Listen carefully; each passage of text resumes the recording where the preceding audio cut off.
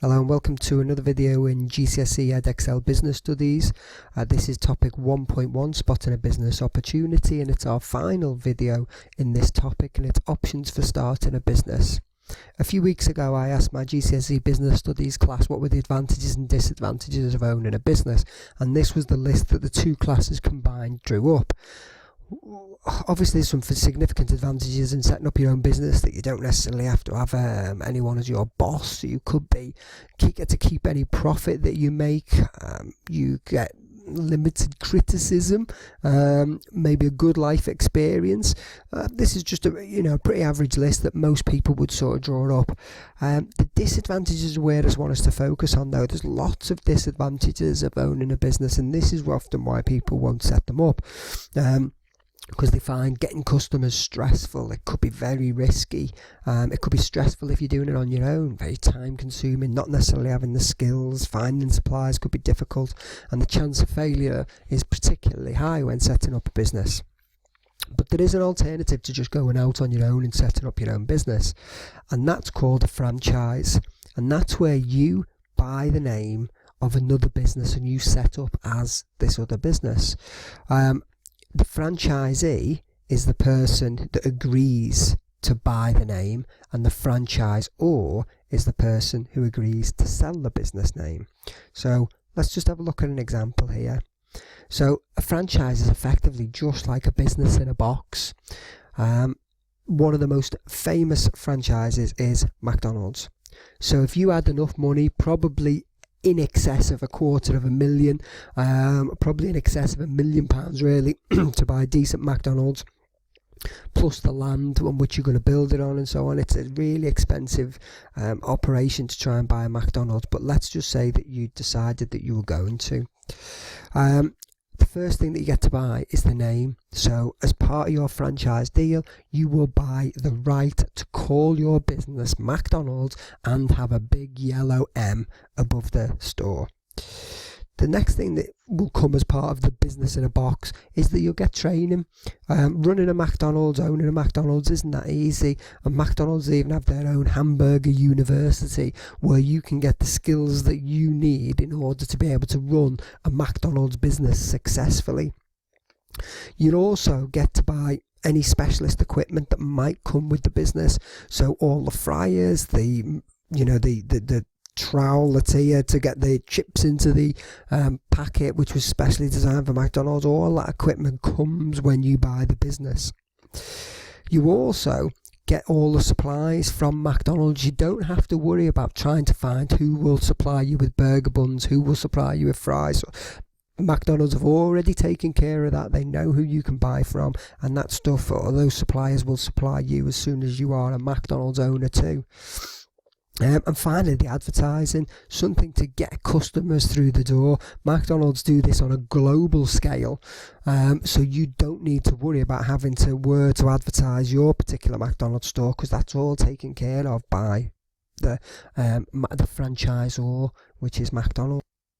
So this all sounds great. Rather than have to come up with your own unique business idea, work out what skills you're going to need and train yourself up to be able to do them and find suppliers and advertise the business, you just go to McDonald's and say, here's a big check for a lot of money. You just let me have your name and tell me all the ways that I need to cook the food, and you do the advertising. Sounds great, but in return for setting up the franchise, there's a cost involved. So you need the franchise fee initially, which is to buy the franchise, and then annually you will have to pay what are known as royalties from your profits. So not just the franchise fee just to set up, but also potentially royalties which you will have to pay every year to keep yourself with that name, to allow you to keep hold of the McDonald's name. So I suppose the question is, it's a bit of a balance, a bit of a trade-off. You have to pay to set it up, which you wouldn't if you were setting up your own. You might have to pay each year as well, which could be quite a high amount of royalties.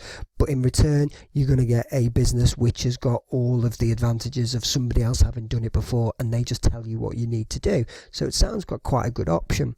If we look at the list, if we think about those disadvantages, the ones that are popping up red now are the ones which are probably removed by being a franchise. Finding customers could be stressful.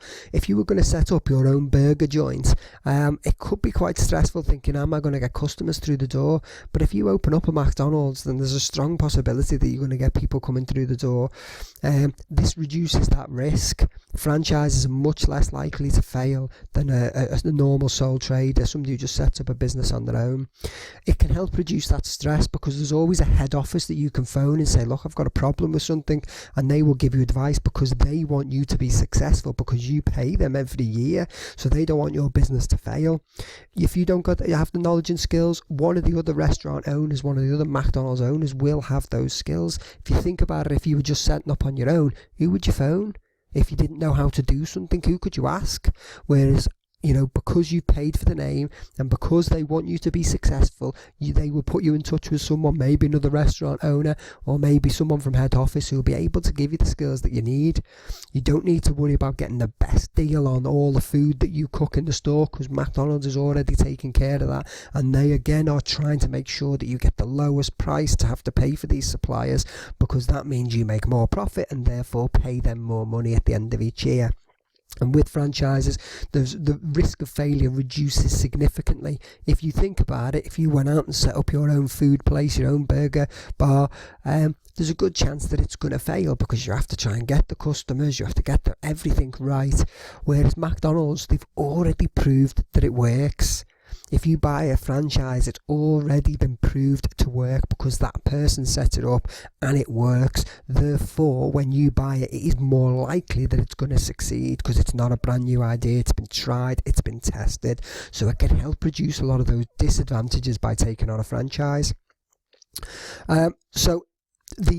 In the exam, it normally asks you about what are the advantages of setting up a franchise. It's quite often a 2 or 3 mark and in a multiple choice situation, and they'll say what are the advantages of setting up a franchise. So if you know this list, if you are aware of this list, you should be okay. But they're always going to change the wording. So the important thing to know is to really get an idea of what is a franchise, this idea of being a business in a box. So understand that they sell you all the bits of what's required to run that business successfully. Some of the franchises I've got on the right hand side: Clark's, Domino's Pizzas, Phone Doctors, Chips Away. So the top 2 are pretty common, pretty familiar, and you've seen them before. But then Phone Doctor does screen repairs and that sort of thing, so you can buy the Phone Doctor name, they will train you how to do all of the repairs, and then you will own your own business, which is called Phone Doctor. Chips Away, this is to help you get scratches and dents out of cars. So you buy your own van, you get this printed on the side of your van, you buy the Chips Away name, they will advertise your business, they will get you customers for your business. And they will give you the skills needed to be able to repair scratches and scuffs on cars. So the big advantages for setting up a franchise are it's still your own business. Although you pay to have the name and you actually pay each year probably royalties, it's your business. Now you are very constricted in terms of a franchise because you have to run it in a particular way. The franchisor doesn't want lots of stores opening up with their name on and all the stores being completely different, because that doesn't work. What the franchisor wants is stores that will open up, be running the same way as they ran it, in order to become successful, so that all the stores look the same. And that's why when you walk into a franchise, if you walk into a Clark's, you wouldn't know that the business was a franchise. You'd think it was just lots of Clark stores owned by Mr. Clark's or Mrs. Clark's, but actually these are all individual business owners, and it's because they've been asked to run the business in a very particular way that these businesses all look the same.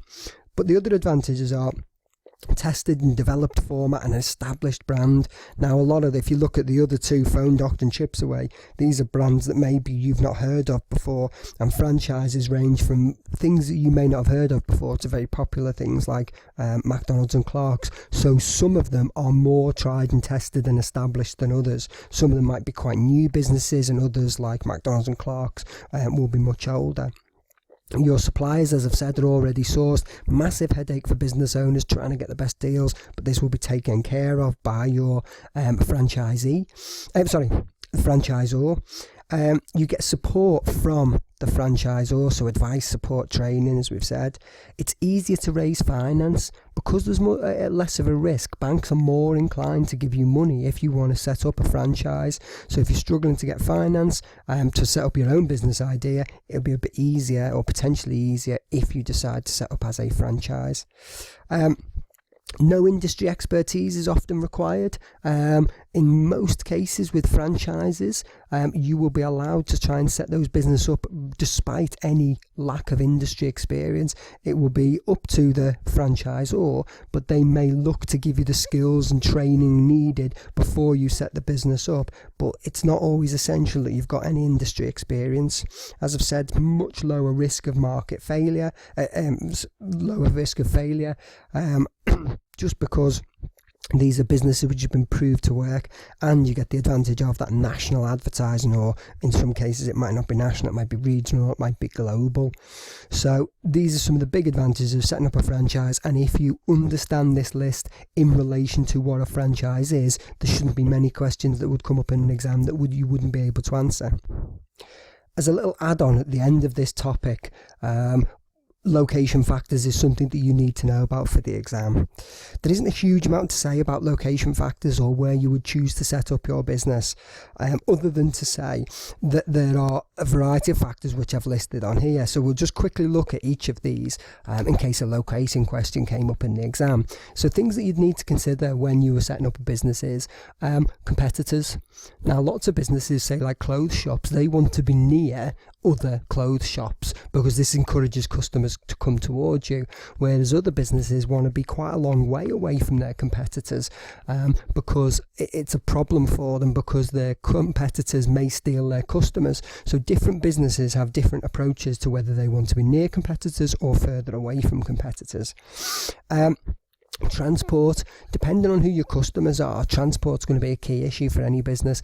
Can customers get to you? Is there easy road links? Is there easy rail links? Is there easy walking to get to the location? So transport's an important location factor. Access to suppliers. Can the suppliers get to you? Now this is important for some businesses, but not all. There was a famous question which came up in the exam a few years ago, and it said which of these factors isn't important to a hairdresser's, and it wasn't a particularly well answered question because the GCSE students didn't identify that actually access to suppliers, you need to be able to get supplies, but it isn't that important, because if you've got a successful business there will be somewhere that you can get your supplies from, and with it being a hairdresser there's going to be lots of businesses that would be able to supply you. So although supplies are important, it's probably not that high up of importance in terms of this list. Something which is obviously much more important is access to customers. There's no point in setting up a business if you're not going to be able to get customers, if customers can't get to your shop, or it isn't easy for them to find. If you think about some of the businesses that we go to each day, it's the ones that we walk past, it's the ones that we see all the time. It's not ones down little side streets that we have to do research to find. So being able to have access to customers, passing trade and that sort of thing could be particularly important as a location factor. But when you're trying to think about where to locate, rent and the cost of those different locations is important too. So these are some factors. Now, as I say, previously in exams when they've talked about this, they will say which is going to be the most important or the least important, and they will give you a particular business. You need to be aware that these are the location factors, and you need to try and use some common sense in any question that comes up as to which would be the most important for a particular business. So let's just have a quick walk at one exam question. So this is an exam practice question. This is for the franchise. So have a go at this question. If you've got any problems with franchises or any questions about location factors, then come and see me sometime in school. Okay, best of luck.